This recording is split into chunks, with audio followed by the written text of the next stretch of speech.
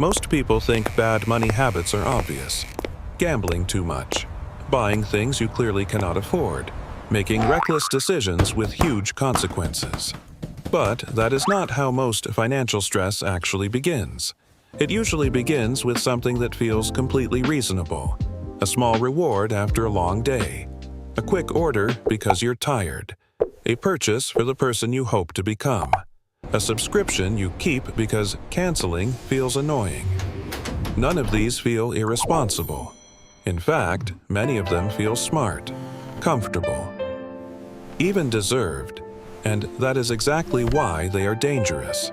Because the habits that quietly damage your finances rarely look dramatic. They look normal. They look modern. They look like everyday life. And over time, these small choices do something strange. They don't just drain your wallet. They slowly change how your brain makes decisions about money. Until one day, you look at your bank balance and think, where did it all go? Not because of one big mistake, but because of hundreds of tiny ones that never felt like mistakes. Today, we're going to look at 10 habits that seem harmless but quietly damage both your finances and your peace of mind. And some of them may look surprisingly familiar. By the end of this video, you may notice that your biggest money problem is not one dramatic decision. It's a pattern that feels normal enough to repeat. Here is the uncomfortable truth. Most people don't ruin their finances in one dramatic moment. They do it in small, tired decisions. Decisions made late at night. Decisions made after a stressful day. Decisions made when convenience feels more valuable than patience. And the strange part is this. Many of these habits are not driven by greed. They are driven by something much more human. Stress, fatigue, hope, or the quiet desire to feel a little better today. That is why these habits survive for so long, because they solve a short-term emotional problem, even while creating a long-term financial one. The goal of this video is not to make anyone feel guilty about spending. Money is meant to support life, but sometimes the habits that promise comfort end up creating more pressure instead. So let's start with one of the most common habits of all. A habit that feels harmless in the moment, but quietly trains your brain to spend money whenever life feels difficult. Habit 1. Emotional spending. Emotional spending rarely feels like a financial decision. It feels like relief. You had a long day, you are tired, maybe frustrated, maybe bored, maybe just mentally exhausted. And suddenly the idea of a small reward feels perfectly reasonable. So you order food instead of cooking. You buy something small online. You treat yourself to something that makes the moment feel lighter. And for a few minutes it works. The purchase creates a small burst of pleasure, a tiny reset, a sense that the day was not completely wasted. But the strange part about emotional spending is this. The item you buy is not the real product. The real product is the feeling, relief, comfort, reward. The problem is that the feeling disappears quickly, but the habit stays. And slowly, your brain learns a new pattern. Stress means spend. Boredom means spend. A bad day means spend. And over time, that pattern can become automatic. Not because you lack discipline, but because your brain has learned that spending money is the fastest way to change how you feel. So the goal is not to eliminate rewards from your life. The goal is to interrupt the pattern. Sometimes the most powerful question is simply this. Am I buying the item, or am I trying to change how I feel? Because once you can see that pattern clearly, something interesting happens. You start noticing other habits that follow the exact same logic. And the next one might surprise you even more. Habit 2. Buying for your future self. One of the most expensive purchases people make is not something they use today. It's something they hope will change who they become. A book you're definitely going to read. A planner that will finally organize your life. A gym membership that will turn you into a disciplined person. A course that will make you more productive. In the moment, it feels responsible. It feels like an investment. It even feels like progress. But here's the strange part. Buying the tool often creates the illusion of starting. You feel productive before you've actually done anything. You buy the running shoes, and for a moment it feels like you've already started running. You buy the productivity app, and suddenly your life feels more organized. You buy the self-improvement book, and somehow you already feel a little wiser. But the real work hasn't happened yet, and this is where many people get stuck, because buying the tool is easier than becoming the person. So instead of building the habit, people keep buying new beginnings. A new notebook, a new system, a new plan, a new version of themselves. And slowly, something interesting happens. The house fills up with tools for a future that never arrived. Books unread, apps unused, courses unfinished, gym bags untouched. Many people aren't buying products. They're buying a future identity. Now, to be clear, investing in yourself is not the problem. The problem appears when buying replaces doing. Sometimes the best move is surprisingly simple. Before buying something new, use what you already have. Read the book you already bought. Use the planner that's already on your desk. Finish the course you already started. Because real change rarely begins with a purchase. It begins with repetition. If this sounds familiar, don't try to fix everything at once. Just notice whether you keep buying the beginning instead of living the process. And interestingly, the next habit looks completely different, but it follows the exact same psychological shortcut. Habit 3. Convenience spending. One of the most expensive habits today doesn't feel expensive at all. It feels efficient, convenient, modern. You're tired after work. Cooking feels like too much effort. Thanks, you So too. you order food. You need something quickly. Instead of comparing prices, you buy the first option. You're busy, so you pay extra for faster delivery. None of these choices feel reckless. They feel practical.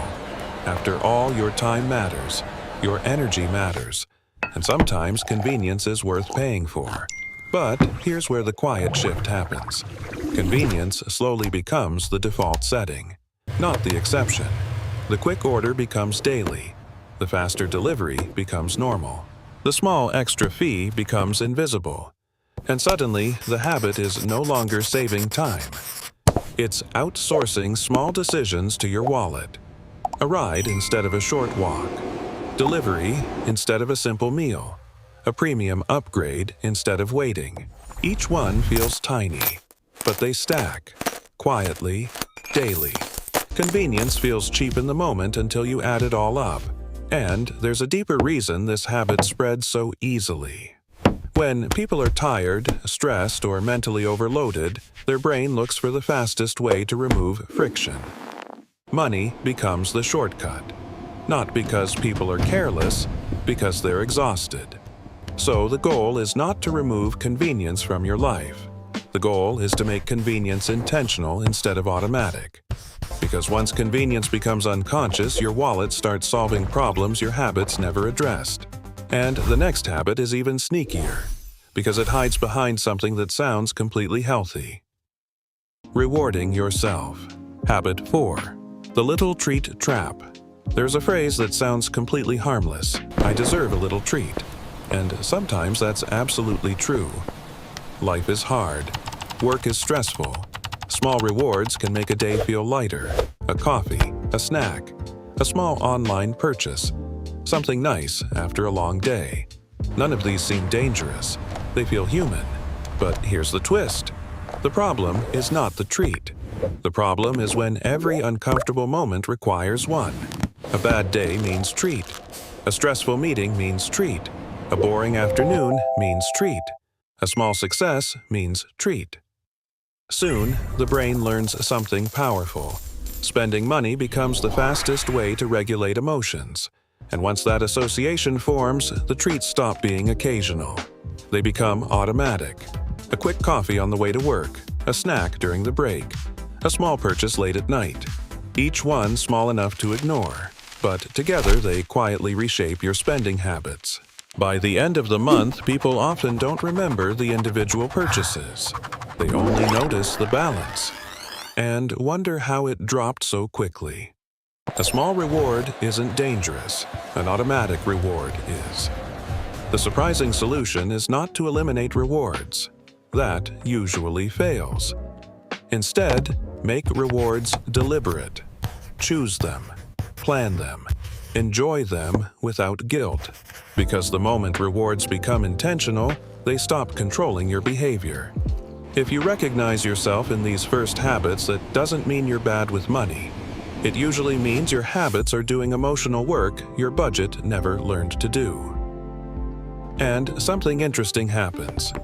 You begin noticing another pattern. One that looks smart, responsible, even financially savvy. But under the surface, it can quietly drain more money than people realize. Habit 5. Sale shopping illusion. One of the most convincing ways to spend money is to believe you're saving it. A notification pops up. Limited time offer, 40% off, buy 2, get 1 free. Suddenly, something interesting happens. A product that didn't matter 5 minutes ago now feels urgent, valuable, even responsible to buy. Because who wants to miss a good deal? So you add it to the cart. Maybe you add another item to reach free shipping. Maybe you grab one more because the discount gets bigger. And in that moment, it feels like smart financial behavior. But here's the quiet twist. The discount only saves money if the purchase was already necessary. If the item wasn't part of your plan, then the discount didn't save anything. It simply made spending feel painless. Think about this for a second. How many things in your home were bought because they were useful, and how many were bought because they were temporarily cheap? Closets full of clothes still with tags. Kitchen tools used once. Electronics replaced before the old ones stopped working. The purchase felt clever, but the usefulness never arrived. You didn't save 40%. You spent 60% on something you never planned to buy. Discounts are powerful because they change the question in your mind. Instead of asking, "Do I need this?" your brain starts asking, "Is this a good deal?" And those are very different questions. The easiest protection is surprisingly simple. Before buying something on sale, ask one quiet question. Would I buy this at full price? If the answer is no, then the discount didn't create value. It created pressure. And the next habit is even quieter. Because the money disappears so slowly, most people never notice it happening. Habit 6. Subscription leakage. Some of the most expensive habits today don't involve buying anything new. They involve not canceling what you already bought. A streaming service you rarely watch. A cloud storage upgrade you forgot about. A premium app you used once. A free trial that quietly became a monthly charge. Each one seems small. $5, $8, $12. Individually, they don't feel worth worrying about. But here's where it becomes interesting. Subscriptions are designed to disappear into the background. They are quiet, automatic, invisible. No decision required, no reminder needed. Your card simply handles it, month after month. And because the charges are small, they rarely trigger the emotional alarm people feel with big purchases. But over time, these tiny streams form a river. $20 here, $30 there, $50 somewhere else. And suddenly a person paying for convenience is paying for things they barely remember using. Small subscriptions rarely feel expensive. They feel invisible. Pause for a moment. If every subscription you pay for disappeared tomorrow, how many would you actually miss? Not theoretically. Not maybe someday. This week. The solution is not to eliminate every service. Many of them are useful. The real shift is awareness. Once a month, take 10 minutes. Look at every recurring charge. If it isn't clearly improving your life right now, let it go. Because when money leaves your account automatically, it slowly trains your brain to stop noticing. And the next habit pushes that idea even further. It's the habit of avoiding the numbers altogether. Habit 7. Avoiding your numbers. One of the most stressful money habits is also one of the most human. Avoidance. Not checking the bank balance. Not opening the statement. Not calculating the total spending, not because someone doesn't care, but because they care too much. Looking at the numbers might confirm a fear that spending was higher than expected, that the balance dropped more than planned. Would you like the receipt? So the brain I'm good. chooses a temporary Thanks. solution. Delay the moment. I'll check tomorrow. I'll deal with it next week. But the strange thing about avoiding numbers is that the stress doesn't disappear. It just becomes background noise, a quiet tension in the back of your mind, a feeling that something might be wrong, but you're not sure how wrong. Imagine driving a car but refusing to look at the fuel gauge. The tank doesn't magically fill itself, but the uncertainty slowly increases anxiety. Money works the same way. Avoidance doesn't protect you from the numbers. It removes your ability to influence them. Avoiding your numbers doesn't reduce the problem. It only delays the moment you face it. The good news is that awareness doesn't require hours of spreadsheets. Sometimes 10 minutes a week is enough. Look at the balance. Look at the recent charges. Notice what changed. Because the moment you stop avoiding the numbers, they stop feeling mysterious. And when money stops feeling mysterious, it stops feeling overwhelming. But even people who track their spending carefully can still fall into one more surprising habit. A habit that often appears when they want to improve. Habit 8. Buying productivity tools. One of the most convincing ways to feel productive is to buy something that promises productivity. A new planning app, a new note system, a new productivity course, a new desk setup, a new workflow. In the moment, it feels like progress. You download the app, you organize folders, you design the perfect system, and suddenly life feels more structured, more controlled, more efficient. But here's the quiet twist.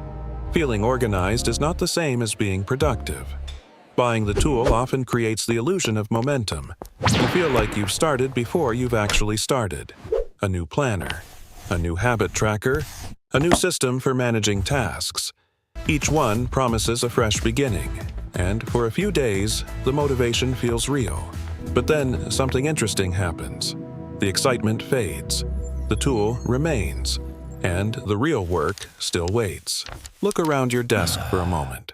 How many tools were meant to make life easier, but now sit unused old planners?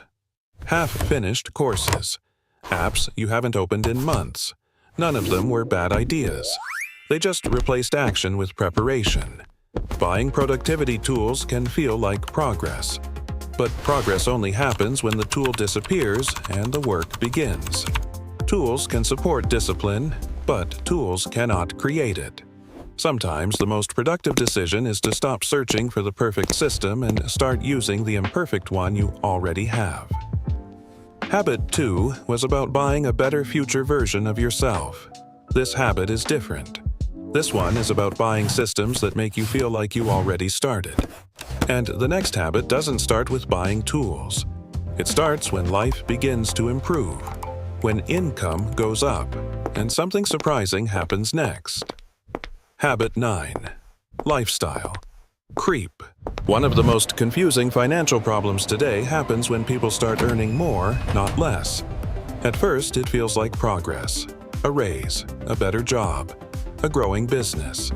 More income should mean less stress. But for many people, the opposite quietly happens. As income rises, so does lifestyle. A nicer apartment, more dining out, more convenient services, more upgrades. None of these feel irresponsible. After all, you worked hard. You deserve to enjoy the improvement. And that's true. But here's where the quiet shift begins. What once felt like a luxury slowly becomes normal. The occasional restaurant becomes weekly. Thank you. The occasional ride becomes daily. The occasional upgrade becomes expected. And before long, the new lifestyle absorbs the new income. The result is strange. A person earning more money but feeling almost exactly the same financial pressure. Think about something that once felt expensive to you.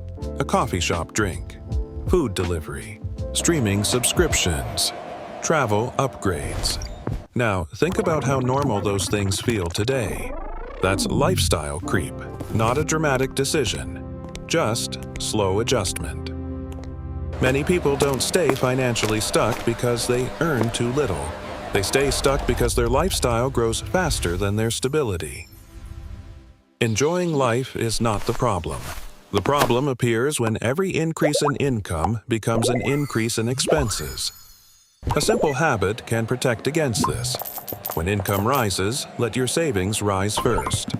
Even a small percentage creates distance between growth and pressure. Because when lifestyle expands without limits, financial stress quietly expands with it. And the final habit may be the most surprising of all. Because sometimes people aren't spending money to impress others. They're spending money to feel like life is under control. Habit 10. Spending to feel in control. Sometimes spending has very little to do with the item itself. It has to do with how life feels.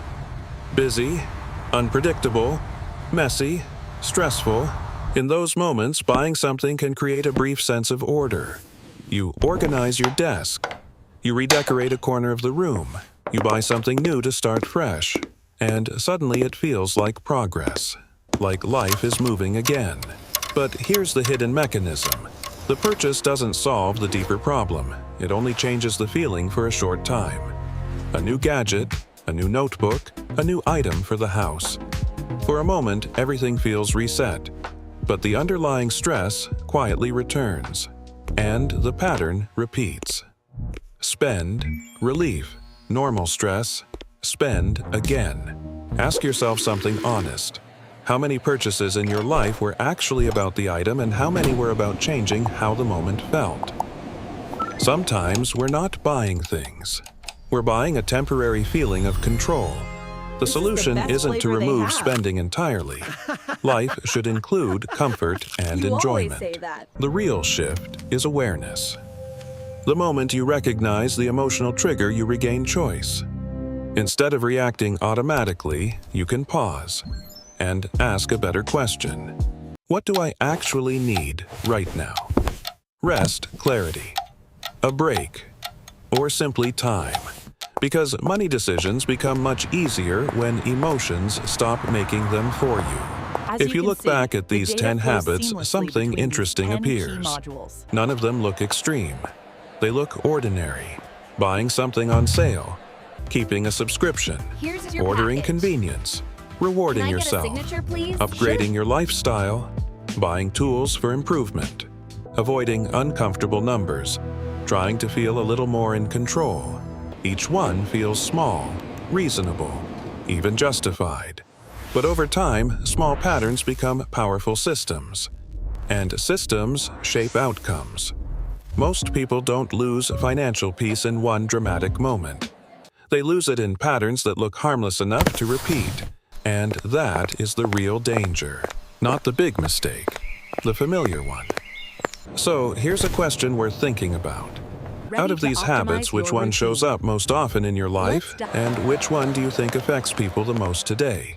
Because recognizing the pattern is always the first step to changing it.